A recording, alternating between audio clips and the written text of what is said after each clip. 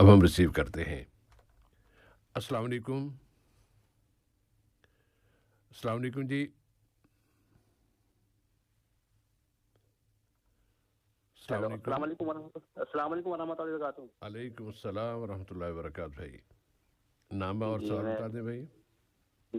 नदीम खान बोल रहा हूँ। मौलाना साहब को मेरा सलाम। नदीम भाई खुश वालेकुम आमदीद। अस्सलाम। जी सलाम। सवाल क्या है नदीम भाई? जी मेरे दो सवाल हैं ज़रूर भाई। ज़रूर। जी एक सवाल तो मेरा यह है कि अगर हम किसी को जैसे कोई शख्स को कर्ज दे देता है हम्म। और कर्ज भी ज़्यादा अमाउंट का होता है उसमें, फिर वो मतलब काफ़ी टाइम हो जाता है उसको कर्ज दिए हुए, जी और फिर कर्ज देने के बाद उसको हम बोलते हैं कि भाई वो पैसे वापस देगा, तो बोला हाँ देगा देगा, ऐसा करता है, मतलब ना नहीं करता पैसे के लिए वो। हम्म। जी। और वो फिर कभी ये नहीं करता कि मैं पैसे नहीं देगा, मुझे पैसा छोड़ दो, मेरा पैसा नहीं है, मुझे माफ कर दो, ऐसा नहीं है। हम्म। जब उसको बोलते हैं वो पैसा बोलता है, वादा करता है, नहीं देता। तो अच्छा। उसके लिए मुझे ये मालूम करना था, अमाउंट भी ज्यादा है, तो क्या उसमें उसको हमारे जक़ात देनी पड़ेगी या नहीं उसकी? अच्छी बात है। जी उसकी जक़ात हमें कैसे देनी पड़ेगी, मतलब वो मना नहीं कर रहा हो पैसे के लिए, काफी टाइम भी हो गया उसको। हम्म। जी। इंशाअल्लाह ताला। और दूसरा सवाल क्या है भाई? जी दूसरा सवाल मेरा मस्जिद से ताल्लुक है। मस्जिद से उसमें जैसे हम मस्जिद में जाते हैं ना, जी। तो मस्जिद में क्या होता है कि उसमें हमारे कुरान शरीफ भी नीचे रखे रहते हैं। हम्म। जी वहाँ पे क्या होता है, बहुत से लोग उसमें ना इसमें किबले की तरफ को पाँव करके ही लेट रहते हैं, मतलब पाँव कुरान शरीफ की तरफ को पाँव हैं और लेटे हैं या बैठे हैं, पूरे पाँव की तरफ पूरा इसमें। जिसके उसमें क्या इसके ये क्या है? और नमाज, जैसे कोई नमाज पढ़ रहा है तो उसके सामने से निकल जाते हैं। हाँ ये दूसरा जिसका मसला है, ये भी एक जी मसला मैं है लेकिन। जी वो देखते नहीं, कोई नमाज पढ़ रहा है उनसे ये नहीं देखते कि जब जल्दी जाना है तो आगे सफ में क्यों जाते हैं। जी भाई इंशाल्लाह कोशिश करेंगे इनके जवाब आ जाए। जी इसमें बहुत परेशान, इसके लिए आप एक बार आपके जरिए पता चल जाए तो अच्छा है। इसमें अल्लाह के नबी सल्लल्लाहु अलैहि वसल्लम ने क्या हुआ है इसके अंदर। इंशाल्लाह वजाहत हो जाएगी भाई इंशाल्लाह ताला। बहुत शुक्रिया आपका। जी जी बहुत शुक्रिया आपका, जज़ाकल्लाह खैर। फिर से अल्लाह ठीक। हफिज़। अगली कॉल लेते हैं। अस्सलाम वालेकुम। अस्सलाम वालेकुम। वालेकुम अस्सलाम वरहमतुल्लाहि वबरकातुहू। जी मेरा नाम मुख्तार है। मुख्तार भाई जी सवाल क्या है मुख्तार भाई? सवाल है जैसे नफिल रोजा रखना, और तीन रोजा रख लिए, तीनों दिन सहरी नहीं खाया, अच्छा तो वो रोजा कैसा होगा सर? इंशाल्लाह सही, अल्लाह ताला आपको रोज़े कबूल करे, सही होगा इंशाल्लाह, लेकिन मौलाना जवाब दे देंगे इंशाल्लाह। और कोई सवाल है? एक सवाल है। जी जी जी जी ज़रूर। और एक सवाल है जैसे चांदी का ब्रेसलेट और सिकरी, चांदी का? ये सब पहन, चांदी का वो क्या आदमी भाई? पहनता है ना, ब्रेसलेट, ओके।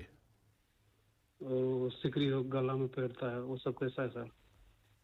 यानी मर्द के लिए पूछ रहे हैं? जी जी मर्द के लिए। अच्छी बात है इंशाल्लाह ताला। जी अस्सलाम वालेकुम। वालेकुम अस्सलाम वरहमतुल्लाहि वबरकातुहू। बहुत शुक्रिया आपका। और अब हम अगली कॉल लेते हैं। अस्सलाम वालेकुम। जी अस्सलाम वालेकुम रहमतुल्लाहि व बरकातहू। वालेकुम अस्सलाम वरहमतुल्लाहि वबरकातुहू। उनसे जी इब्राहिम बात कर रहा हूँ सर। इब्राहिम खुश आमदीद भाई। जी पहली बात तो ये, इसके पिछले हल्के मैंने एक सवाल किया था विरासत के मामले में कि वालदा हयात हैं। जी भाई अल्हम्दुलिल्लाह बड़े मुनासिब वक्त पे सवाल किया और आपकी हिदायत के मुताबिक वही हमने किया माशाअल्लाह। और वालदा को हिस्सा दे दिया। उनके कहने के बावजूद तो जज़ाकल्लाह, आपको सबको अजर दे इस बात का सर। बारकल्लाह। बर वक्त मशवरे का। अच्छा सर सवाल ये है कि जैसे मेरा एक सिलसिला है कि मैं पूरा साल कुछ एक ख़ास अमाउंट है जो कि किसी के थ्रू 4-5 फैमिली को देता हूँ एक सपोर्ट के तौर पर। अम्मी को देते हैं?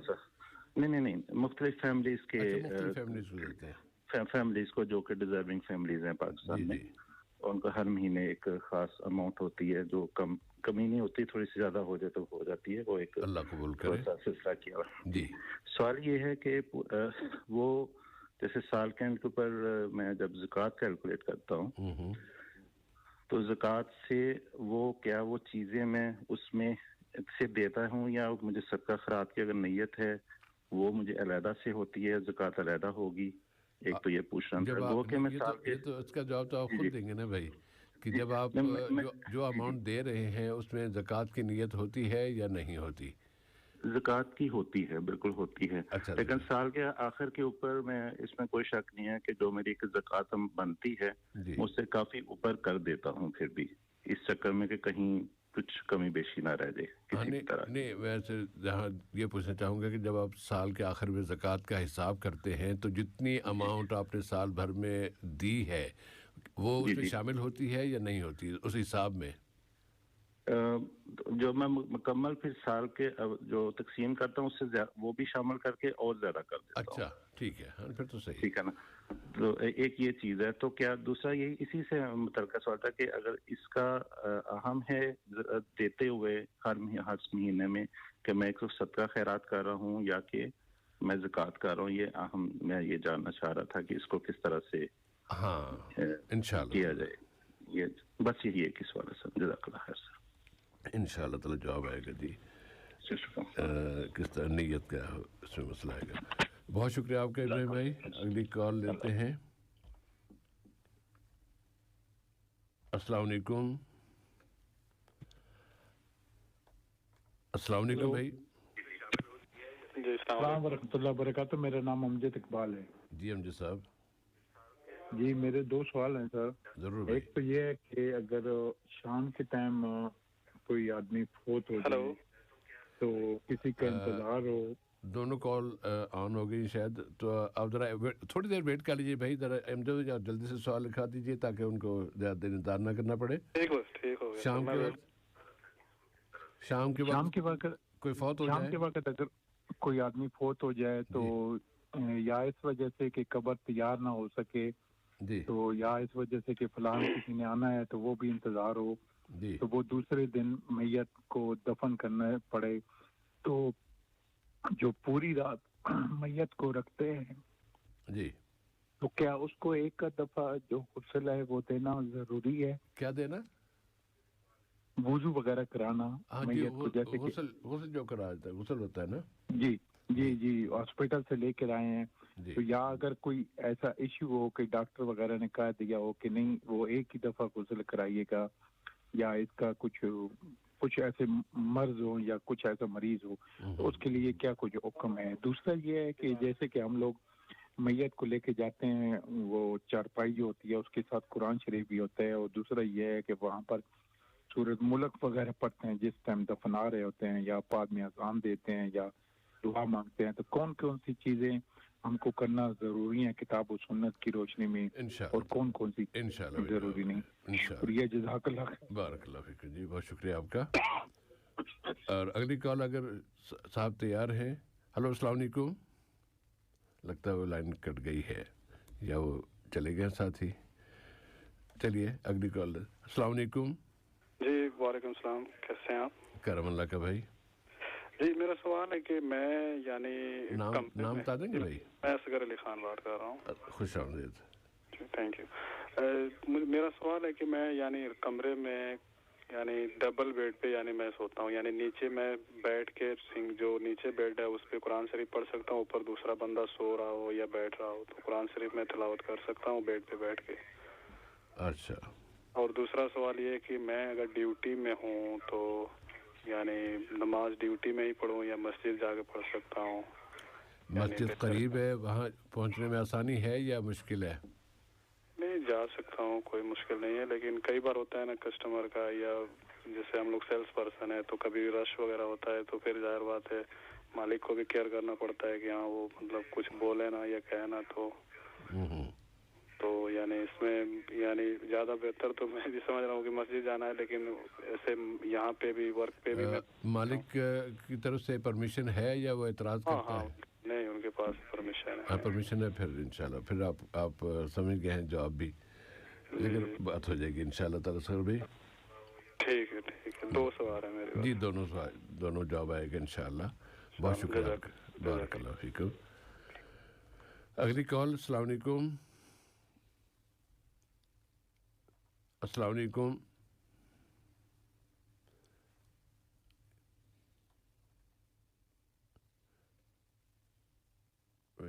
बोल दिए ना अस्सलाम वालेकुम भाई, अस्सलाम वालेकुम। हेलो, अस्सलाम वालेकुम। वालेकुम अस्सलाम व रहमतुल्लाहि व बरकातहू। जी नाम बता दें और सवाल। भाई कहाँ चले गए? हेलो, नहीं, हेलो अस्सलाम वालेकुम। जी भाई अस्सलाम वालेकुम। वालेकुम सर भाई। जी भाई, भाई सलाम करने के बाद कुछ बोलिए भी ताकि हम सवाल समझ सके क्या पूछना चाह रहे हैं। कौन कौन साहब हैं? हेलो, अस्सलाम वालेकुम। क्या हो गया? अस्सलाम वालेकुम भाई। हेलो, अस्सलाम वालेकुम वैद भाई। सैफुर रहमान बोल रहा हूँ भाई, अपना नाम बता दें। हेलो, मौलाना भाई ये सिलसिला मुझे लगता है कि इसी तरह अभी तीसरी कॉल में वही साहब बोल रहे हैं और फिर नाम बोल के खामोश हो जाते हैं। अल्लाह ताला उनका मसला हल करे जो भी है। कॉल का सिलसिला फिर हम रोकते हैं और आते हैं आज की दुआ की तरफ। और आज की दुआ में अगला हिस्सा हम पढ़ेंगे। दुआ है हमारी, अल्लाहुम्मा इन्नी अस्अलुका सबात फिल अम्र वल अज़ीमत अला रुश्द व अस्अलुका शुक्र निअमतिक व हुस्न इबादतिक। यहाँ तक हम याद कर चुके हैं। बहुत आसान जुमला है उसके बाद का जो आज हम याद कर रहे हैं। व अस्अलुका लिसानन सादिक़ा व क़ल्बन सलीमा, कि मैं तुझसे सवाल करता हूँ सच्ची ज़बान का, कि मेरी ज़बान पर हमेशा सच आए, हमेशा सच बोलूँ। व क़ल्बन सलीमा, एकदम साफ़ सुथरा साफ़ दिल। ज़बान की सच्चाई और दिल की सफाई, ये दोनों चीज़ें इस आज की दुआ में शामिल हैं, मांगी गई हैं अल्लाह के रसूल सल्लल्लाहु अलैहि वसल्लम की ज़बानी। तो मजमूई तौर पर जितनी दुआ हम अब तक याद कर चुके हैं, अल्लाहुम्मा इन्नी अस्अलुका सबात फिल अम्र वल अज़ीमत अला रुश्द व अस्अलुका शुक्र निअमतिक व हुस्न इबादतिक व अस्अलुका लिसानन सादिक़ा व क़ल्बन सलीमा। लिसानन सादिक़ा व क़ल्बन सलीमा। वरना वैसे तो बहुत वाज़ेह है, लेकिन अगर आप इसमें कुछ इसकी वजाहत मज़ीद फरमाना चाहें तो एक आध मिनट में अगर हो जाए बात तो अच्छी है। अस्सलामु अलैकुम व रहमतुल्लाहि व बरकातुहू। अलैकुम अस्सलाम व रहमतुल्लाहि व बरकातुहू। अल्हम्दुलिल्लाहि रब्बिल आलमीन वस्सलातु वस्सलामु अला अब्दिही व रसूलिही नबीना मुहम्मदिन व अला आलिहि व अस्हाबिहि अजमईन, अम्मा बाद। बिस्मिल्लाहिर रहमानिर रहीम। जिससे भाई आपने जो दुआ पेश की है और जो आपके लिए इंशाअल्लाह सवाब जारिया होगी, तो इसके अंदर जो है कई चीज़ें आ गई हैं। अल्लाह ताला के हुकूक़, बंदों के हुकूक़, अक़ाइद, इबादत, अखलाक, आदाब, लोगों के साथ बर्ताव, लेन देन, यानी ज़बान सच्ची हो, लोगों के साथ लेन देन में सच्चा मामला और बर्ताव हो, और दिल जो है वो साफ़ सुथरा हो। और साहब क़ल्बन सलीमन की भी बड़ी अहमियत है। और वो वाक़या जो है याद आ जाता है जब प्यारे नबी ने एक सहाबी के बारे में कहा कि वो जन्नती हैं, तो दूसरे सहाबी उनके घर पे चले गए कि आप कौन सा ऐसा काम करते हैं जिसकी वजह से जो है नबी करीम ने आपको बशारत दी है। तो उनको देखा कि जो साथ जाने वाले सहाबी माशाअल्लाह उनसे बढ़कर ज़्यादा जो है नेक काम करते हैं। उन्होंने बताया कि जब शाम हो जाती है, रात में जब मैं सोता हूँ, तो अगर किसी की वजह से मुझे अज़ियत पहुँची हो तो मैं उनको माफ़ कर देता हूँ, और मैं अपने दिल में किसी भी शख्स के बारे में जो है गलत जज्बात, मनफी जज्बात में नहीं रखता हूँ, अपना दिल साफ़ रखता हूँ। तो शायद इसी वजह से प्यारे नबी ने मेरे बारे में कहा हो कि ये शख्स जो है जन्नती है। तो साहब क़ल्बन सलीमन की बड़ी अहमियत है कि अपने दिल को जो है वो साफ़ सुथरा रखें, ताकि प्यारे नबी ने इस तरह साफ़ दिल रखने वालों के बारे में जन्नत की जो बशारत दी है, उस बशारत के इंशाअल्लाह हक़दार बन जाएं। वैसे उमूमी तौर पे दुआ के तमाम अल्फाज जो है हमारे लिए दुनिया व आखिरत में फ़ायदे के लिए काम आ सकते हैं इंशाअल्लाह। जज़ाकुमुल्लाहु खैरन। और सामीन अब आते हैं जवाबात की तरफ। और गुज़श्ता हल्के में 2 सवाल बच गए थे, ان سے ابتدا کریں گے۔ محمد یعقوب صاحب کا سوال تھا کہ کوئی لڑکی ہے جس پر جن آتا ہے، وہ غلط کام کرتا ہے، تعویذ اگر پڑھنا بھول جائے تو پھر اسے وہ آ جاتا ہے، اگر یعنی پڑھ لے تو پھر شاید کچھ بچت ہو جاتی۔ اس طرح کی ان کی الجھن تھی، ورنہ آپ کو یقیناً یاد ہوگا مسئلہ ان کا کافی لمبی بات کر رہے تھے بھائی۔ جس سے بھائی اس بارے میں پہلی بات یہ ہے کہ اس بات کا امکان ہے کہ کسی بھی انسان چاہے وہ مرد یا خاتون باہر سے جو ہے جن یا شیطان سوار ہو۔ ہم یہ جن یا شیطان فرق اس لیے کر رہے ہیں کہ اگر وہ یعنی اگر غیر مسلم ہے جن تو پھر اسے شیطان کہتے ہیں، اور اگر وہ مسلمان ہے مگر ظالم ہے، جیسے بدکاری کرنے کے لیے آتا ہے، ظلم کرنے کے لیے آتا، اسے بھی شیطان کہا جاتا ہے۔ اور اگر کوئی جن ہے یعنی نہ تو وہ کافر ہے نہ تو جو ہے وہ ظلم کرتا ہے، مگر کسی وجہ سے جو ہے انتقام لینے کے لیے یا بدلہ لینے کے لیے کہ اس کو کسی نے اذیت پہنچائی، پھر اس کا بدلہ لینے کے لیے کسی کے جسم پہ سوار ہوتا ہے، مگر وہ بھی ایک طریقے کا ظلم ہی ہے۔ تو یہ تمام کے تمام جو ہے جنات کی طرف سے شیاطین کی طرف سے ہونے والے جو ہے یہ ظلم ہے اور ان کی غلط حرکتیں ہیں۔ جہاں تک صاحب موصوف اپنی طرف سے فیصلے کر رہے تھے کہ وہ آتا ہے، بدکاری کرتا ہے، ظلم کرتا ہے، تو موصوف اپنی طرف سے فیصلے نہ کریں کہ آپ ہی جو ہے فیصلے کرتے ہیں۔ اور پھر اس کے بعد ایک اور بات یہ بھی کہ اس لڑکی کے گھر والے توجہ نہیں دیتے ہیں، اور پھر موصوف جو ہے ایک باہر کے شخص ہونے کے باوجود جو ہے اس لڑکی کے بارے میں دلچسپی لیتے ہیں، تو اب وہ لڑکی کس حد تک سچی بات کر رہی ہے ہمیں نہیں پتہ، یا ہو سکتا ہے کہ موصوف کا دل جیتنے کے لیے ایسی بات کر رہی ہو۔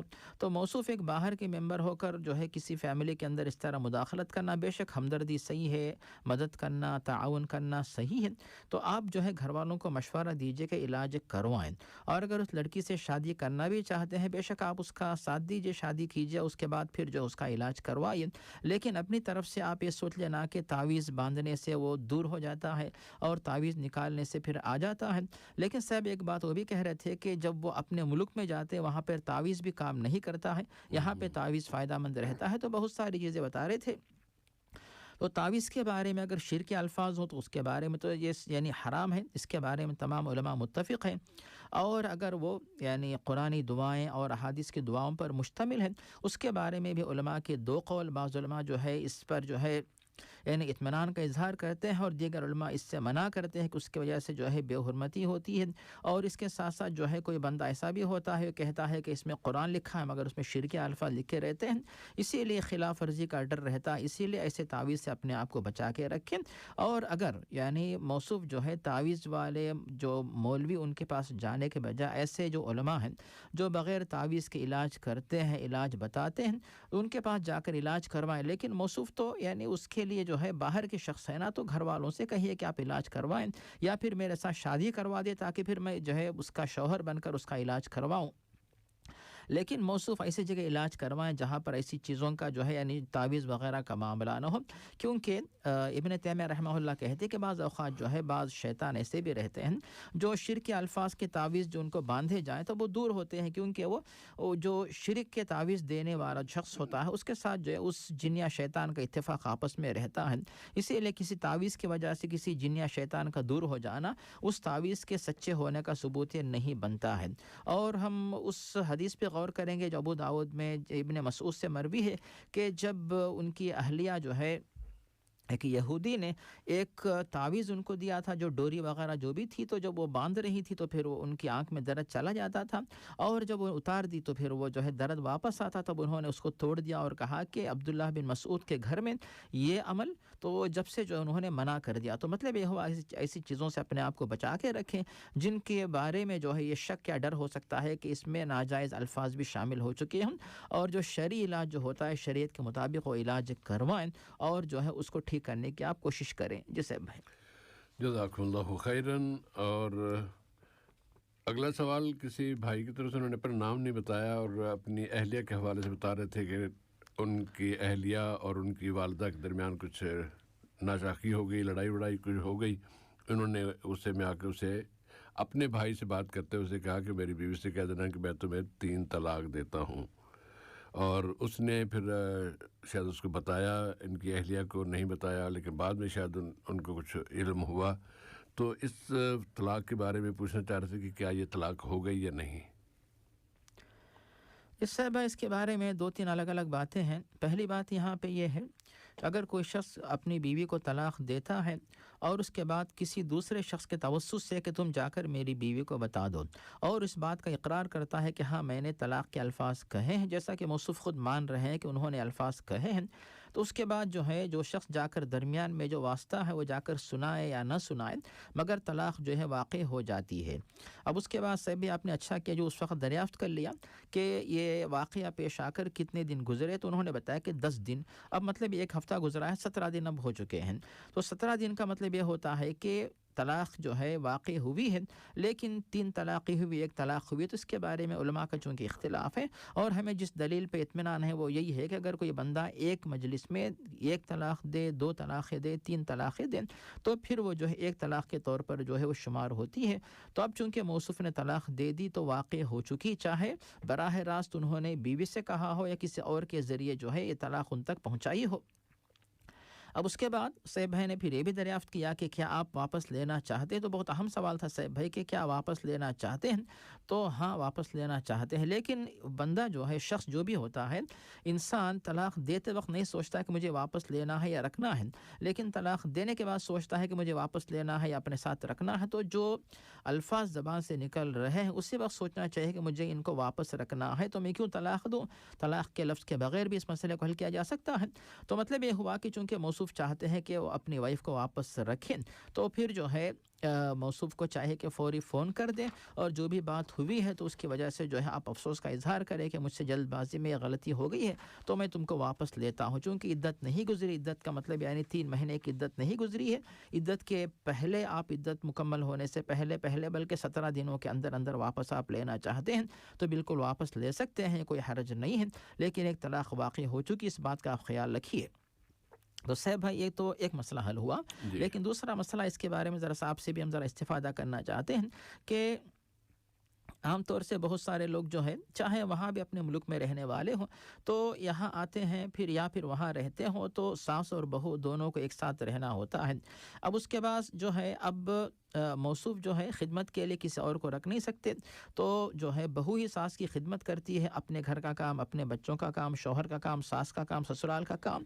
تو اس میں ہو سکتا ہے کہ بہو کی وجہ سے کچھ کوتاہی ہو جائے، یا پھر بہو نہیں کرنا چاہتی، تو اس کی وجہ سے جو ہے موصوف زبردستی نہ کریں، بلکہ بے شک آپ ان کو مطمئن کریں، تحفے تحائف دیں، دوائیں دلائیں تاکہ وہ طاقت سے کام کر سکیں، اور ساس و بہو دونوں مل جل کر محبت سے رہنے کے جو طریقے ہوتے ان کو اپنائیں، تاکہ اس طرح جو ہے ساس و بہو کے درمیان اختلاف ہونے کی وجہ سے کہیں ایسا واقعہ، یہ تو بھائی صاحب نے سوال کر دیا، ہو سکتا ہے دوسرے بہت سارے جو گھر فیملیز ایسی ہیں جن کے پاس جو ہے ایسے واقعات پیش آنے کا اندیشہ رہتا، اسی لیے ایسا واقعہ پیش آنے سے پہلے اس مسئلے کو حل کر دیتا. آپ جو ہے ساس بہو کے مسئلے کو حل کرنے کا مشورہ دے صاحب بھائی. اللہ تعالیٰ ان کے درمیان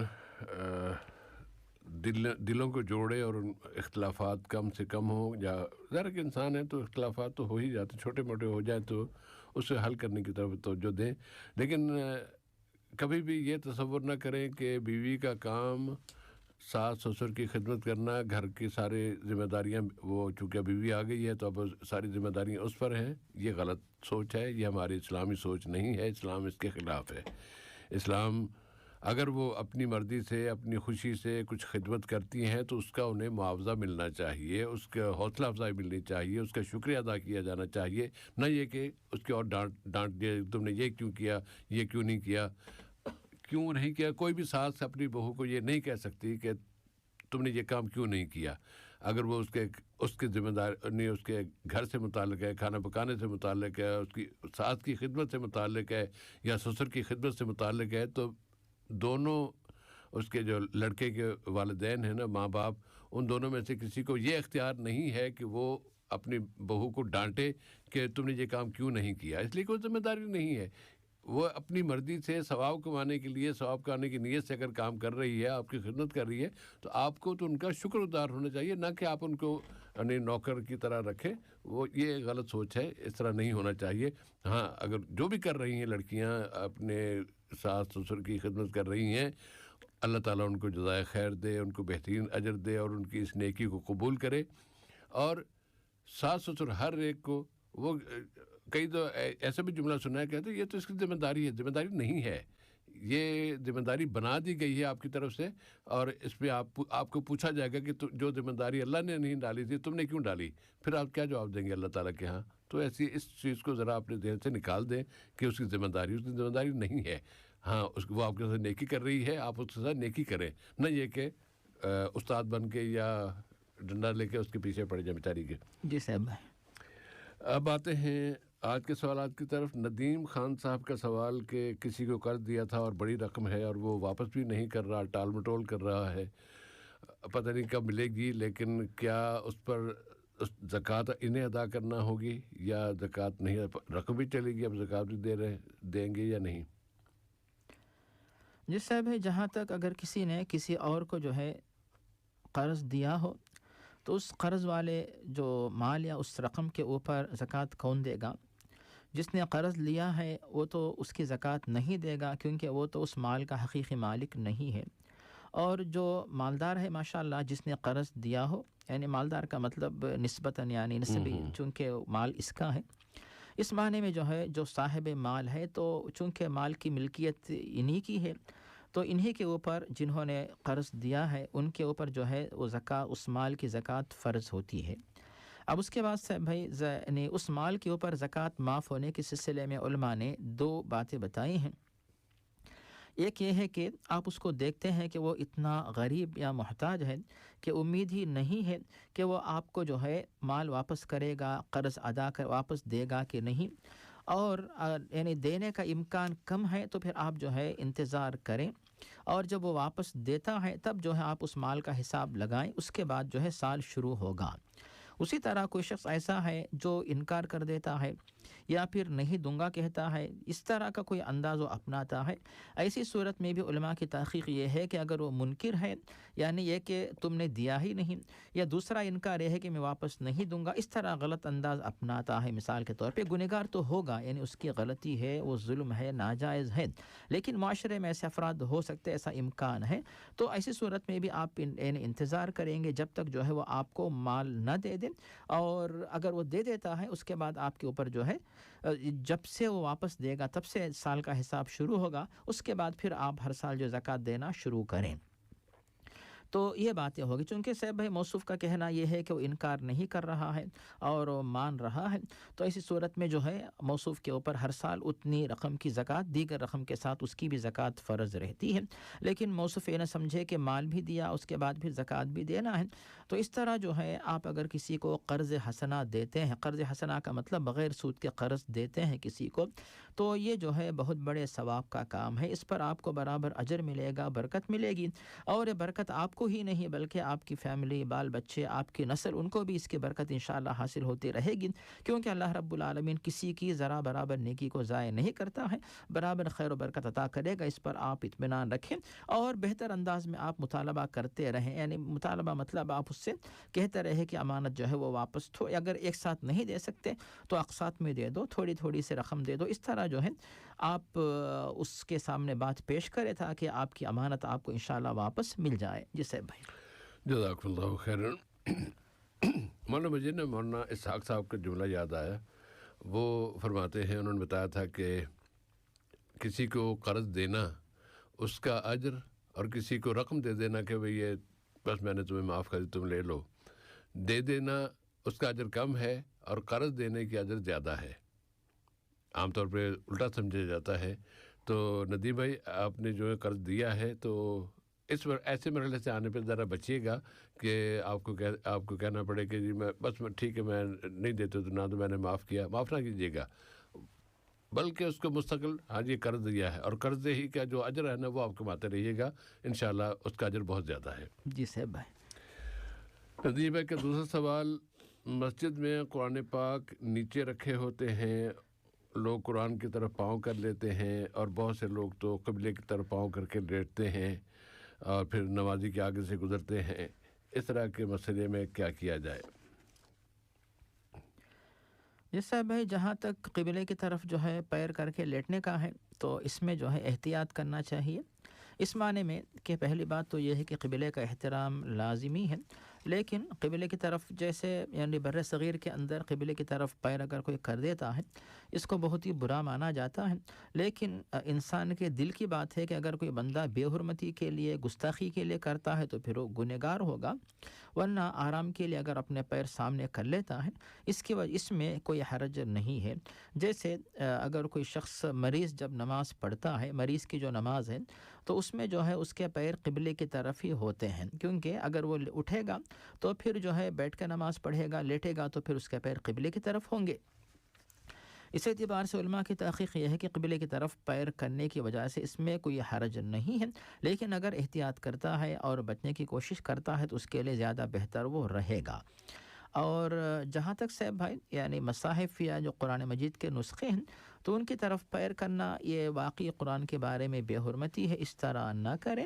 اور اس میں یہ بھی ہے کہ ہو سکتا ہے کہ جس طرف قرآن کے نسخے نہ رکھے ہوں تو اس طرف اگر کوئی بندہ پیر رکھ کے لیٹنا چاہے تو اس طرف اپنے پیروں کا رخ کر لے، یا پھر اگر قرآن شریف کے نسخے جو ہے جو عام طور سے جو ہے کباڑ وغیرہ رکھے جاتے ہیں مساجد میں تو اوپر کے حصے میں ہے لیکن اس کے پیر جو ہے نیچے ہے، یا نیچے کا مطلب یہ ہوا کہ یعنی نسخے نیچے نہیں ہیں، پیروں کے برابر نہیں بلکہ اوپر کے حصے میں ہیں، اس میں بھی کوئی حرج نہیں ہے، لیکن جس حد تک انسان بچتا ہے اس کے دل میں جو ہے جتنا زیادہ ادب ہے اتنا ہی زیادہ بہتر رہے گا، تاکہ ایسے لوگوں کے بارے میں دوسروں کے دلوں میں غلط فہمی نہ آنے پائے۔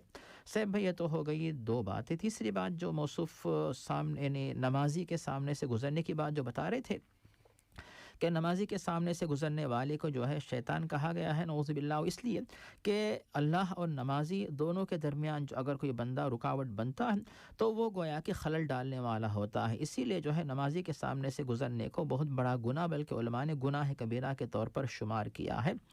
اور جو شخص جو ہے نمازی یا نماز پڑھنے والا کھڑا رہتا ہے، ایسا نہ ہو کہ بالکل آپ دروازے کے سامنے سے لوگوں کے لیے گزرنے کی جگہ جو ہوتی ہے وہاں پہ نہ کھڑے ہوں، آپ جو ہے کسی پلر کے پیچھے، ستون کے پیچھے، کرسی کے پیچھے کوئی بندہ بیٹھ کے قرآن پڑھ رہا ہو یا نماز پڑھ رہا ہو اس کے پیچھے آپ کھڑے ہو جائیں تاکہ آنے جانے والوں کے لیے زحمت نہ ہو۔ لیکن اگر کوئی بندہ گزرنا چاہتا ہے، مجبوری نہیں ہے پیچھے سے گزرنے کا جو ہے راستہ ہے تو پیچھے سے گزرے، لیکن اگر سامنے سے ہی گزرنا چاہتا ہے اس کے بارے میں علماء کی تحقیق خاص طور پہ ابن عثیمین رحمہ اللہ کہتے ہیں کہ نمازی کا حق جو بنتا ہے اس کے قدموں سے لے کر سجدے کی جگہ جہاں پیشانی لگاتا ہے، یعنی تقریباً ایک صف کی جگہ جو ہوتی ہے، ایک صف کی جگہ تک اس کا حق بنتا ہے، اس سے آگے سے یعنی صف سے پار ہو کر اگر کوئی بندہ جو ہے آگے سے گزرتا ہے اس میں کوئی حرج نہیں ہے۔ تو آپ کی ذمہ داری ہوتی ہے کہ آپ ایسی جگہ کھڑے ہوں تاکہ لوگوں کو خلل نہ ہو، پریشانی نہ ہو اور کوئی بندہ سامنے سے گزرنے کی وجہ سے گنہگار نہ ہو۔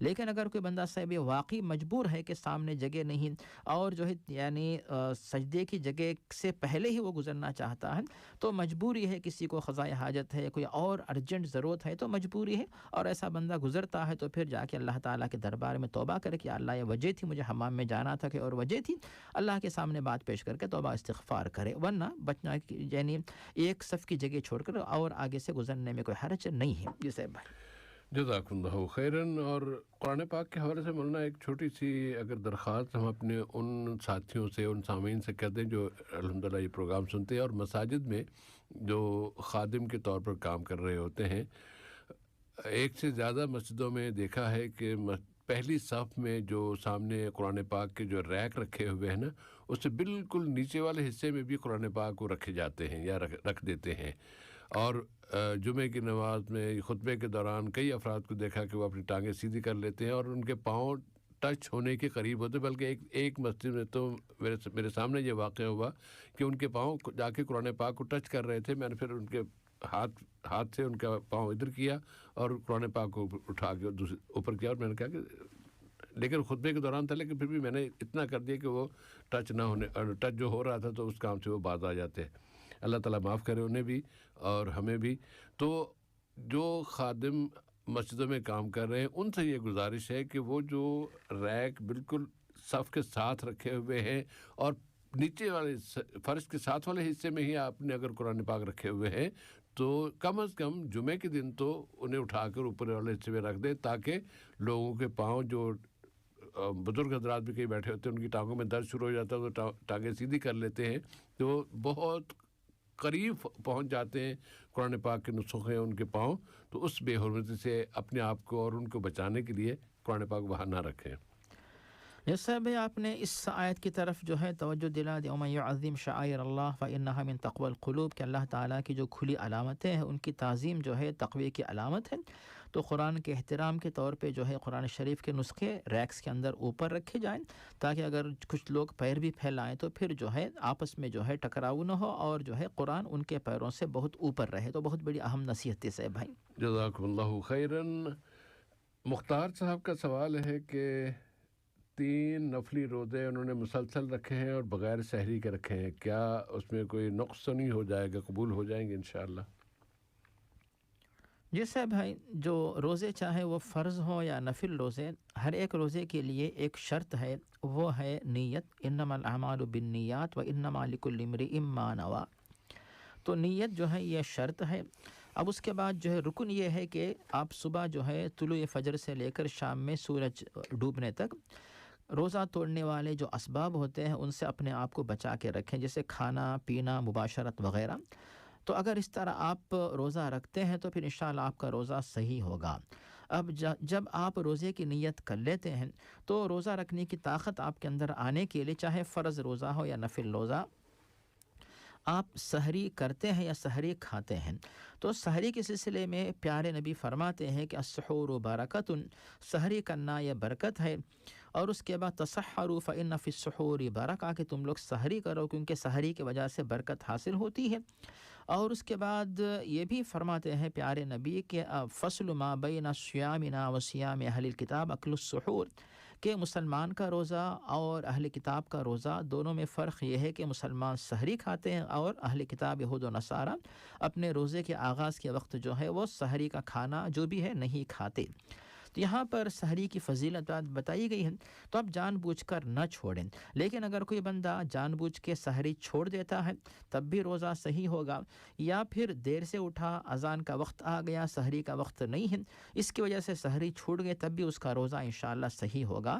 تو سحری کھانا یہ مستحب ہے، افضل ہے، سنت ہے، پیارے نبی نے سحری کی ترغیب دی ہے، لیکن اس کے بغیر روزہ انشاءاللہ صحیح ہوگا، کوئی حرج نہیں۔ لیکن اگر آپ بغیر سحری کے جان بوجھ کے روزہ رکھیں گے، سحری نہیں کھائیں گے، دن بھر بہت سارے جو حقوق ہوتے ہیں ان میں کوتاہی ہونے کا ڈر رہتا، اندیشہ رہتا ہے، چاہے ڈیوٹی ہو یا پھر تجارت ہو، کچھ بھی کوئی نہ کوئی کام ہو، یا گھر کے حقوق ہو، تو تمام کاموں میں جو ہے خلل ہونے کا اندیشہ رہتا ہے۔ اسی لیے کئی حکمتوں کی وجہ سے سحری کھانے کی ترغیب دی گئی، لیکن عمومی طور پر بات یہ ہے کہ بغیر سحری کے چاہے روزہ فرض ہو یا نفل روزہ، وہ روزہ انشاءاللہ اپنی جگہ صحیح ہوگا۔ جسے بھائی انشاءاللہ تعالی۔ اور مختار صاحب کا اگلا سوال، مرد کے لیے چاندی کا بریسلٹ یا گلے کا زیور پہننا جائز ہے، چاندی کا بنا ہوا؟ جی صاحب، یہاں پر پہلی بات یہ ہے کہ خواتین کے لیے سونا اور چاندی مسلمان خواتین کسی بھی طریقے سے مکمل طور پر پہن سکتی ہیں، کوئی حرج نہیں ہے۔ اور جہاں تک مردوں کا معاملہ ہے تو مردوں کے لیے سونا تو بالکل حرام ہے، سونے کے جو بھی زیورات جو بھی ہیں۔ اور جہاں تک چاندی کی چیز، اس کے بارے میں علماء کی تحقیق یہ ہے دلائل کی روشنی میں کہ صرف انگوٹھی کی حد تک جو ہے مسلمان مردوں کے لیے اجازت ہے، انگوٹھی پہن سکتے ہیں، لیکن جو دیگر جو چیزیں ہیں جیسے وہ یعنی ہاتھ والا زیور ہو، گلے والا زیور ہو، کچھ بھی ہو، تو چین ہو، بریسلٹ ہو، یہ جو ہے خواتین کی مشابہت والی چیزیں ہیں، تو یہ چیزیں مسلمان مردوں کے لیے جائز نہیں، تو ان سے اپنے آپ کو بچا کے رکھیں۔ اور دوسری طرف مسلمان مردوں کے لیے اللہ تعالیٰ نے جو زینت کی چیزیں بہت ساری چیزیں رکھی ہیں، جیسے بہترین خوشبو ہے، اچھے کپڑے ہیں، اچھا لباس ہے، اچھے شوز ہیں، جو بھی آپ استعمال کیجئے، تو خواتین کی مشابہت سے نہ بچیں، کیونکہ اس طرح مشابہت اختیار کریں گے تو پھر اللہ تعالیٰ کی مخالفت ہوگی، نبی کریم کی تعلیمات کی مخالفت ہوگی، اور انسان کا دل اور جذبہ جو ہے خواتین کی طرح بنتا ہے، جو کہ دین اسلام نہیں چاہتا کہ ایک مرد رہتے ہوئے بھی اس کے جذبات میں خواتین کا انداز آئے، تو اسی لیے اپنے آپ کو مرد کی طرح رکھیں، مردانہ لباس، مردانہ انداز اپنائیں، اور زیورات لے جا کر خواتین کو دیجئے کہ ان سے جو ہے ماشاءاللہ خوش رہیں، لیکن آپ مردانہ لباس اور مردانہ زینت اپنا کر آپ خوشی کا اظہار کریں۔ اسے بھائی جزاک اللہ خیراً۔ اور مولانا چھوٹی سی ایک بات اور بھی کہ ब्रेसलेट या दूसरा जेवर तो दायर के गले का वो तो हार बनना वो तो ज़्यादा मुशाबत हो जाती है ख़ातून से, लेकिन ये ब्रेसलेट वाला मामला है ना, इसमें कुछ लोग इसको कलाई घड़ी को भी, ये भी ब्रेसलेट से करीब है, ये चूड़ियों के करीब है, इसको अब मर्द अगर घड़ी पहने तो उसमें जेवर का कोई तस्वर बनता नहीं है। इसी तरह ब्रेसलेट में भी अगर ऐसा ब्रेसलेट है कि जिसमें कंप्यूटर लगा हुआ है, जिसमें घड़ी लगी हुई है, या जिसमें आपके जो कंप्यूटर में इस्तेमाल होने वाले कोई और पुर्दा है या आला है, अगर उस तरह की चीज़ और वो आपने उसको ब्रेसलेट के तौर पर इस्तेमाल कर रहे हैं या उस तरह उसको बनाया गया है, तो उसके इस्तेमाल में भी कोई ममानियत नहीं होगी इंशाअल्लाह ताला। जी साहब, उसकी शक्ल जो है वो अलग हो जाती है और उसका इस्तेमाल भी अलग होता है, जीनत के बजाय वो चीज़ ज़रूरत बन जाती है। जी साहब, जज़ाकुमुल्लाहु खैरन।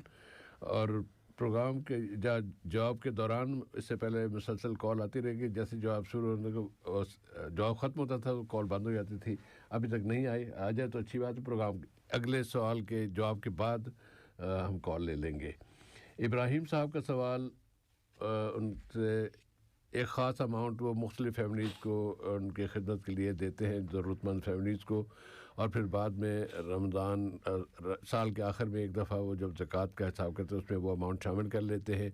अब वो ये पूछना चाह रहे थे कि जो मैं रकम देता हूँ भेजता हूँ उसके लिए मैं नीयत क्या तब्दीली की कुछ उन्होंने बात की थी कि ज़कात की नीयत या सदक़े की नीयत उसको किस तरह मैं अगर करना चाहूँ तो किस तरह करूँ। जिस साहब इसमें सवाल के दौरान जो है आप एक अहम बात का जिक्र कर रहे थे, वो है नीयत। यहाँ पे नीयत जो है बड़ी अहम चीज़ जो है शुमार होती है। इसका मतलब ये होता है कि मौसूफ जब साल के आखिर में मुकम्मल रकम का हिसाब लगाते हैं और उसके बाद उसकी ज़कात निकालते हैं, और साल भर उन्होंने जो कुछ जो है गरीब फैमिलीज़ को माशाल्लाह मदद के तौर पे दिया हुआ रकम उन्होंने दी है, तो यहाँ पर बात यह है कि साल के दौरान जो भी उन्होंने दिया है, फैमिलीज़ की मदद जो की है, उस वक़्त उनकी नीयत क्या ज़कात की थी या फिर सदक़े की। फ़र्क ये होता है कि ज़कात जो है फ़र्ज़ है, इसमें कमी नहीं कर सकते, कमी करने पर गुनाह होगा और इसके अदा करने पर सवाब मिलता है। और अगर वो सदक़ा है तो फिर ये नफिल है, अदा करेंगे तो फिर आपको सवाब मिलेगा, अदा नहीं करेंगे इस पर आपका मुहासबा नहीं होगा, गुनाह भी नहीं होगा। इस माने में सभी मौसूफ़ अगर साल के दौरान भी जो कुछ दे रहे थे, अगर वो सदक़े की नीयत से दे रहे थे, तो फिर साल के आखिर में जो कुछ उनके पास माल मौजूद है मुकम्मल हिसाब लगाकर ज़कात 2.5% के हिसाब से ज़कात वो निकालेंगे। लेकिन अगर वो साल के दौरान जो भी वो दे रहे थे तब भी ज़कात की नीयत थी और साल के आखिर में भी जो रकम उनके पास बाकी है उसका भी हिसाब लगाकर वो 2.5% निकालते हैं, तो जो कुछ उन्होंने दिया था तो उसको जो है इस 2.5% से माइनस करके फिर बाकी जो रकम रहती है, जो बाकी ज़कात जो बनती है, उसको वो दे देते हैं, तो फिर वही उनके लिए काफ़ी होगा। लेकिन ज़कात सदक़ा सब के सब अल्लाह को राज़ी करने वाले काम हैं, खैर व बरकत के काम हैं, गुनाहों को माफ़ करवाने वाले काम हैं, और जिन लोगों को देते हैं उनकी दुआएं मौसूफ़ को, मौसूफ़ के वालिदैन और फैमिली सबको इंशाअल्लाह उनकी दुआएं मिलेंगी। तो मौसूफ़ इसके बारे में बेफिक्र रहें। लेकिन नीयत जिसकी तरफ साहिब तवज्जो दिला रहे थे कि नीयत की यहाँ पर जो है बड़ी अहमियत रहती है। अब उसके बाद साहिब हो सकता है कि मौसूफ़ के जहन में ये सवाल आए कि ज़कात तो फ़र्ज़ होती है साल के आखिर में, लेकिन साल के दौरान जो वक्त से पहले मैंने जो कुछ दे दिया फिर उसको मैं ज़कात के तौर पे हिसाब कर सकता हूँ या मैं कि नहीं। तो उलमा की तहक़ीक़ ये है कि हाँ, ज़कात जो है वक्त से पहले दी जा सकती है। यानी ऐसा नहीं, बाज़ उलमा से भाई ज़कात वक्त से पहले न देने के लिए दलील पेश करते हैं कि आप रमज़ान के रोज़े रमज़ान से पहले शाबान में, रजब में नहीं रख सकते, उसी तरह फ़जर की नमाज़ आप जो इशा के बाद नहीं पढ़ सकते, अल्लाह बचाए। तो इस तरह के अल्फाज लोग दलाइल पेश करते हैं, लेकिन जमहूर की तहक़ीक़ यही है कि ज़कात जो है एक अलग मामला, माल का हिसाब इसमें है, तो इसमें जो है ये ज़कात वक्त से पहले दी जा सकती है।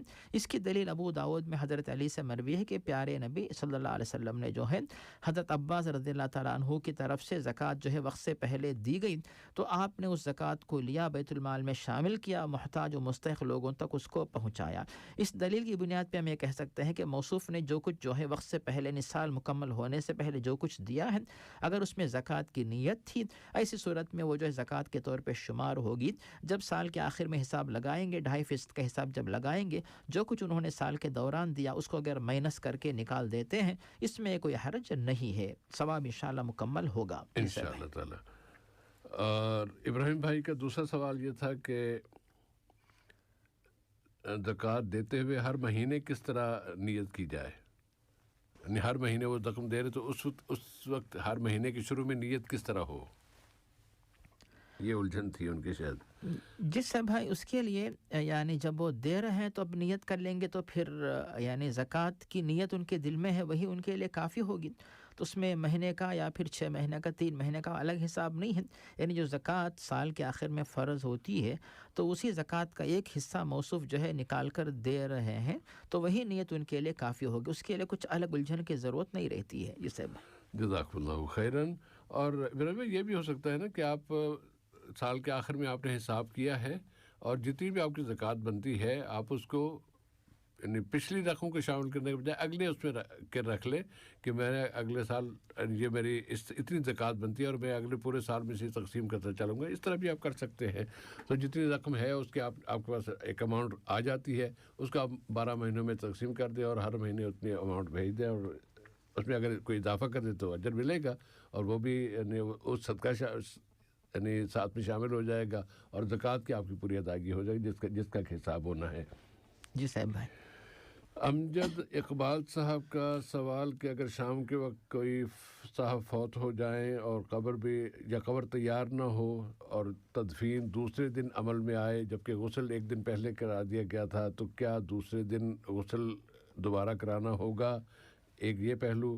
اور اگر کوئی بیماری وغیرہ ہے جس میں کہ گندگی یا کوئی اور خون نکل آیا یا اس طرح کا کوئی مسئلہ ہو کسی میت کے حوالے سے تو اس کے باوجود بھی اسے دوسرا غسل کرا دیا جائے یا کہ بغیر پہلے ایک غسل پر ہی اکتفا کرتے ہوئے سپرد خاک کر دیا جائے؟ جی صاحب بھائی کوئی بھی مسلم میت جو ہوتی ہے اس کے بارے میں بہت سارے حقوق مسلمانوں کے اوپر لازمی ہوتے ہیں اور یہ حقوق فرض کفایہ ہوتے ہیں کیونکہ چند مسلمان بھی اگر یہ ادا کریں تو پھر وہ سب کے سب اجر کے مستحق ہوں گے. باقی مسلمان جو ہے وہ گناہ سے بچ جائیں گے. ان میں سے ایک بات یہ ہے کہ میت کو غسل دیں, اس کے بعد جو ہے کفن پہنائیں, اس کے بعد جنازے کی نماز پڑھائیں اور پھر میت کو مسلمانوں کے مقبرے میں جو ہے محفوظ طریقے سے دفن کریں اور مٹی ڈال دیں تاکہ وہ محفوظ رہے. اب یہ ہو گئی صاحب بھائی 4 باتیں. اور اس کے بعد جب غسل دیا جاتا ہے تو غسل جو ہے ایک ہی دفعہ فرض ہوتا ہے, 2-3 بار غسل فرض نہیں ہوتا. اب مثال کے طور پر بعض میتیں ایسی ہوتی ہیں جیسے یہاں پر بھی جو ہے جب غسل دیا جاتا ہے اور بعض میتیں اور دنیا سے جانے کے باوجود جو ہے اگر کچھ ہارٹ کے پیشنٹ ہوتے ہیں تو پھر مجھ سے بھی جو ہے وہ غسل دینے کے باوجود خون بہتا رہتا ہے یا پھر کوئی زخم ہو اس مقام سے بھی جو ہے بسا اوقات جو ہے یعنی فوت ہونے کے باوجود جو ہے خون وغیرہ بہتا رہتا ہے. ایسی صورت میں ان کو غسل ایک ہی دفعہ دیا جاتا ہے. پھر ان کے اوپر جو ہے جو پالیتھین جو پلاسٹک ہوتی ہے وہ لپیٹا جاتا ہے ان کے اوپر, اس سے ان کو لپیٹا جاتا ہے میت کو. پھر اس کے اوپر جو ہے پھر کفن جو ہے وہ پہنایا جاتا ہے. پھر کفن کے اوپر پھر دوبارہ پالیتھین وغیرہ لپیٹ دیتے ہیں تاکہ میت کا جسم بہت ہی محفوظ رہے اور اس کے بعد کفن بھی محفوظ رہے. پھر اس کے بعد جو ہے کفن کے اوپر پھر اور پلاسٹک چڑھا دیتے ہیں تاکہ پھر جو ہے یہاں سے جب میت کو یعنی تدفین کے لیے جب لے کر جائیں یا پھر منتقل کریں کسی اور ملک کی طرف تو ہر طریقے سے جو ہے جو میت اور میت کا جسم اور کفن اور میت کو اٹھانے والے سب کے سب جو ہے گندگی سے محفوظ رہیں. تو اس طرح کا اہتمام کیا جاتا ہے. تو اگر میت سے بلیڈنگ وغیرہ ہونے کا ڈر ہے, اگر اس طرح خون بہنے کا ڈر ہے, اس طرح تحفظ کا انتظام کریں اور دوبارہ غسل کرنے کی یا غسل دلانے کی غسل کروانے کی ضرورت نہیں رہتی. اسی حد تک وہ ایک ہی غسل ان کے لیے کافی ہو جائے گا. جیسے بھائی جزاکم اللہ خیراً. اور امجد اقبال صاحب کا دوسرا سوال کہ میت کو جب تدفین کے لیے قبرستان کی طرف لے کے جاتے ہیں تو ان جس چارپائی پر لے کے جاتے ہیں اس کے ساتھ قرآن پاک ہوتا ہے, وہاں پر جا کے سورہ ملک پڑھتے ہیں, اذان دیتے ہیں, دعا کرتے ہیں. ان اعمال کے بارے میں اسلام کا کیا حکم ہے؟ ان میں سے کون سا عمل جائز ہے, کون سا جائز نہیں ہے؟ یہ صاحب یہ بڑی اچھی بات ہے کہ لوگ جو ہے جب انسان زندہ رہتا ہے اتنی ہمدردی نہیں کرتے جتنی ہمدردی دنیا سے جانے کے بعد کرتے ہیں. اگر یہی دعائیں اگر انسان کی زندگی ہی میں ایک دوسرے سے ملاقات کے وقت, واٹس ایپ کے میسیج کے وقت, ٹیلی فون کے وقت اگر کر دیا کرے تو بہت ہی اچھا رہتا. بہرحال چلیے کہ وفات کے بعد یہ کیوں نہ ہو کہ ایک دوسرے کو دعائیں ماشاءاللہ دیتے ہیں. یہ ہو گئی پہلی بات. جہاں تک میت کو لے جانے کے وقت قرآن شریف کو ساتھ رکھنا, ایسی تعلیم ہمیں اسلام میں نہیں ملتی ہے. اور اگر آپ جو ہے اپنے دنیا سے جانے کے بعد فائدہ اٹھانا چاہتے ہیں تو دنیا ہی میں قرآن کی تلاوت کر لیجئے تاکہ اس تلاوت کا ثواب جو ہے دنیا سے جانے کے بعد بھی برابر برقرار رہے، اس کا فائدہ ہو سکے۔ تو قرآن شریف کو ساتھ رکھنا اسلامی تعلیمات میں ہمیں بات نہیں ملتی ہے۔ اور دوسری بات، جہاں تک میت کے پاس جا کر قرآن کی تلاوت کرنا، یہ تعلیم بھی ہمیں پیارے نبی کی طرف سے نہیں ملتی ہے، چاہے وہ تدفین کے وقت ہو، تدفین کے بعد ہو، پھر زیارت کے وقت ہو۔ ہمیشہ پیارے نبی نے جو تعلیم دی ہے وہ یہی ہے کہ میت کے حق میں دعا کرو۔ تدفین کے بعد جو بات ہوتی ہے کہ پیارے نبی واضح فرماتے استغفروا لأخیکم فإنہ الآن یسأل صلوا لہ التثبیت، کہ تدفین کی تکمیل کے بعد پیارے نبی فرماتے ہیں کہ اپنے اس بھائی کے حق میں جو ہے استغفار کرو، یعنی مغفرت کی دعا مانگو، اب اس کا محاسبہ ہو رہا ہے، اور جو سوالات قبر میں ہونے والے ہیں ان سوالات میں صحیح جواب دے کر قبر میں راحت پانے کے قابل بننے کے لیے تم لوگ اس کے حق میں دعا کرو۔ تو دعا کا ذکر تو ہمیں ملتا ہے، لیکن قرآن کی تلاوت جو کچھ اس نے کیا ہو زندگی میں اس کا ثواب تو ملے گا۔ سورۃ الملک کے بارے میں بات وارد ہے کہ سورۃ الملک کی تلاوت سے انسان جو ہے، جو بندہ پڑھ رہا تھا، اسے قبر کے عذاب سے نجات انشاءاللہ مل سکتی ہے، لیکن دوسرے پڑھیں گے جس کی وجہ سے جو ہے اس بندے کو نجات مل جائے گی، ایسی بات ہمیں نہیں ملتی ہے۔ اسی لیے جو ہے آپ جو کچھ اس نے کیا ہے یا جو کچھ ہم آپ کریں گے جو لے کے جانے والے، اپنے لیے وہ عمل کریں، لیکن اس کو پڑھ کر یہ سوچنا ہے کہ اس طرح ہم پڑھیں گے تو پھر اس میت کو جو ہے نجات مل جائے گی، ایسی بات ہمیں نہیں ملتی ہے۔ ایسا کام آپ نہ کریں، اس کے بجائے جیسے ہم نے کہا کہ قرآن کی تلاوت کے بعد ہم یعنی قبرستان میں قرآن کی تلاوت سے علماء نے منع کیا ہے، اور کبھی بھی آپ اپنے گھر پر قرآن کی تلاوت کر کے اللہ سے دعا مانگے اپنے لیے، اپنے والدین، اپنے بال بچوں کے ساتھ ساتھ جس مرحوم کو آپ جو ہے فائدہ پہنچانا چاہتے ہیں ان کے حق میں یہ نہ کہے کہ اس کا ثواب ان کو پہنچا رہا ہوں، بلکہ ان کے حق میں بھی جو ہے مغفرت کی دعا کرے، قبر کے عذاب سے بچنے کے لیے دعا کرے، کیونکہ قرآن کی تلاوت بھی ایک نیک عمل ہے، نیک عمل کے بعد دعا جلد قبول ہوتی ہے، تو اس معنی میں جو ہے تلاوت کے بعد دعا کر کے آپ ان کو بھی فائدہ پہنچا سکتے ہیں۔ تو اس طرح سے بھائی یعنی میت کا حق ادا ہو سکتا ہے انشاءاللہ تعالی۔ اس میں اذان کا بھی انہوں نے پوچھا تھا کہ اذان بھی کچھ لوگ دیتے ہیں۔ جس سے بھائی تو اس طرح اذان کا معاملہ بھی اسلامی تعلیمات میں نہیں ہے، کبھی ہم نہیں دیکھتے کہ پیارے نبی کے دور میں اس طرح جو ہے تدفین کے بعد جو ہے تدفین کے وقت اذان کا معاملہ ہوا ہو، تو یہ کام بھی شریعت سے ثابت نہیں، یہ کام بھی نہ کریں، جو چیز ثابت اسی حد تک آپ کریں تاکہ ثواب ملے، لیکن ایسا کام کریں گے جو شریعت سے ثابت نہیں تو اس کی وجہ سے ثواب ہونے کے بجائے گناہ ہونے کا اندیشہ رہتا ہے۔ تو اذان کا کوئی معاملہ بالکل اس موقع پر نہیں رہتا، بلکہ اس میت کے حق میں دعا کریں، اور دوسری جتنی میتیں ہیں ان کے حق میں دعا کریں، اس کے بعد اپنے گھروں کو واپس جائیں، ان کے حق میں برابر دعا جاری رکھیں۔ جسے بھائی جزاکم اللہ خیراً۔ اور سامعین ابھی اس وقت بھی آپ دعا کر سکتے ہیں، رب اغفر وارحم واعف عنا وعن موتانا وموت المسلمین، اے اللہ تو ہماری مغفرت فرما دے، ہم پر رحم فرما دے اور ہمیں معاف فرما دے، اور ہمارے تمام دنیا سے جانے والوں کو اور تمام مسلمان فوت ہو جانے والے جتنے افراد ہیں ان سب کی مغفرت فرما دے۔ اس طرح کی دعائیں چھوٹے چھوٹے جملوں میں بھی اگر آپ اٹھتے بیٹھتے کرتے ہیں تو انشاءاللہ ان کو اجر ملے گا، ان کے درجات بلند ہوں گے، ان کے اللہ تعالیٰ بخشش فرمائے گا، ان کے اگر کوئی خدا نخواستہ کسی عذاب کی شکار ہے، اس کے عذاب کی شدت میں کمی بھی اللہ تعالیٰ لے آتا ہے دعا مانگنے سے، تو دعا مانگنی چاہیے دوسروں کے لیے۔ اور اللہم اغفر للمؤمنین والمؤمنات، یہ بھی بہت آسان دعا ہے، اس بھی مانگ لیں۔ اصغر خان صاحب کا سوال، کمرے میں بیڈ ڈبل بیڈ کا انہوں نے ذکر کیا تھا، لیکن ڈبل بیڈ اس طرح کے اوپر نیچے ہے، ایک اوپر ایک نیچے، یہ نیچے والے بستر پر ہیں اور ایک صاحب اوپر والے بستر پر لیٹے ہیں، بیٹھے ہیں یا سو رہے ہیں، کیا نیچے والے بیڈ پر قرآن پاک پڑھ سکتے ہیں یا نہیں؟ اس سب ہے بے شک قرآن مجید کا احترام و تعظیم مسلمانوں کے لیے بلکہ سب کے لیے لازمی ہے۔ اب دوسری بات یہاں پہ یہ ہے کہ اگر کوئی بندہ اوپر جو ہے اوپر کے حصے میں ہو، نیچے آپ لیٹے ہوں یا بیٹھے ہوں، قرآن کی تلاوت کرنا چاہیں تو جب وہ صاحب بیٹھ کے اوپر نہ ہو تب آپ تلاوت کریں، کوئی حرج نہیں ہے، لیکن جب وہ صاحب رہتے ہیں تو پھر وہ اوپر ہیں، آپ نیچے ہیں، خاص طور پہ ان کے پیر بھی قرآن سے اوپر رہتے ہیں، تو ہمیں اس بات پہ اطمینان نہیں ہے کہ آپ اس وقت تلاوت نہ کریں، قرآن مجید کی تعظیم کا خیال رکھیں۔ اور دوسری بات یہ ہے اگر آپ قرآن کی تلاوت کرنا ہی چاہتے ہوں، یعنی نیچے رہ کر بھی وہ صاحب اوپر رہنے کے باوجود آپ قرآن شریف کے بجائے جو ہے آپ موبائل فون سے بھی تلاوت کر سکتے ہیں، کیونکہ موبائل فون اور قرآن میں علماء نے فرق رکھا ہے کہ موبائل فون کے ذریعے آپ تلاوت کریں، اور اگر قرآن سے ہی کرنا چاہیں تو تب جو اس وقت کریں جب کہ وہ صاحب اوپر کے بیڈ پہ نہ ہو، تو اس بات پہ ہمیں اطمینان ہوتا ہے. جی سیر بھائی. جزاک اللہ خیر. اور اس سے بھی زیادہ اگر آپ جتنی صورتیں آپ کو زبانی یاد ہے اگر آپ وہ پڑھ لیتے ہیں تو پھر تو اس پہ تو مسئلہ ہی کچھ نہیں ہے. جی سر، اور بہتر رہے گا. نہ موبائل کی طرف سے نہ عام مصحف، کسی بھی اعتبار سے، ہر اعتبار سے قرآن کا احترام وہ جاری رہے گا. باذن اللہ تعالیٰ. اللہ تعالیٰ قبول فرمائے، ہمت دے.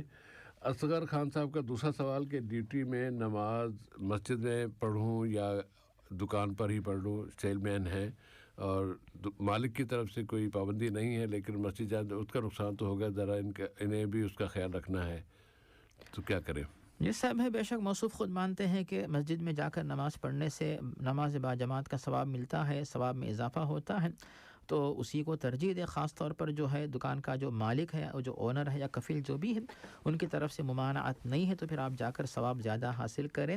اور جو موصوف سوچتے ہیں کہ جو کسٹمر اس وقت آتے ہیں تو پھر جو نقصان ہونے کا اندیشہ ہے، نہ کہ نقصان ہوگا، جو آپ مسجد میں جا کر نماز پڑھنے سے اور جو مالک ہے وہ اجازت دینے سے انشاءاللہ برکت اور زیادہ ہوگی. اس کے بارے میں آپ مت فکر کیجئے، انشاءاللہ اللہ تعالیٰ اور برکت سے نوازے گا، کیونکہ آپ اللہ تعالیٰ کے لیے اس تجارت کے بجائے نماز کو، جماعت کو ترجیح دے رہے ہیں. گویا کہ اللہ کی محبت کو آپ ترجیح دے رہے ہیں، تو اللہ تعالیٰ اس کا معاوضہ برابر آپ کے دکان کے مالک کو، آپ کو اس تجارت میں ضرور اللہ تعالیٰ برکت سے نوازے گا انشاءاللہ. انشاءاللہ تعالیٰ برکت ملے گی. اور ایک تجویز یہ بھی ہے، اگر آپ اس پہ عمل کر لیں تو شاید زیادہ بہتر ہو. آپ جائیں مسجد میں جماعت کے وقت جائیں، جماعت سے فرض پڑھ لیں اور پھر واپس آئیے دکان میں. جو سنتیں ہیں نا وہ دکان میں پڑھیں. پہلی نماز، فرض نماز سے پہلے کی سنتیں دکان میں پڑھ لیں، پھر مسجد میں جا کے فرض ادا کر لیں. اس کے بعد کی سنتیں وہ مسجد میں زیادہ دیر نہ لگائیں تاکہ جلدی آ جائے، اور باقی نماز جو ہے وہ دکان میں آ کے پڑھ لیں، اس میں زیادہ اجر ملے گا آپ کو انشاءاللہ. اور اس طرح پروگرام نور اسلام کا آج کا حلقہ اپنے اختتام کو پہنچتا ہے. گفتگو کا ارادہ تھا لیکن وقت بالکل ختم ہو گیا. تو اگلی ملاقات تک کے لیے اب محترم مولانا عبدالباسط العمری اور سیف الرحمان کو اجازت دیجیے. دعاؤں کا سلسلہ جاری رکھیے گا. اللہ تعالیٰ ہمیں بہت زیادہ دعائیں مانگنے، خاص طور پہ مظلوموں کے لیے دعا مانگنے کا ہمیں کبھی نہیں بھولنا چاہیے. اللہ تعالیٰ ہمیں ہماری ساری دعائیں قبول فرمائے. والسلام علیکم ورحمۃ اللہ وبرکاتہ. وصلی اللہ علی نبینا محمد.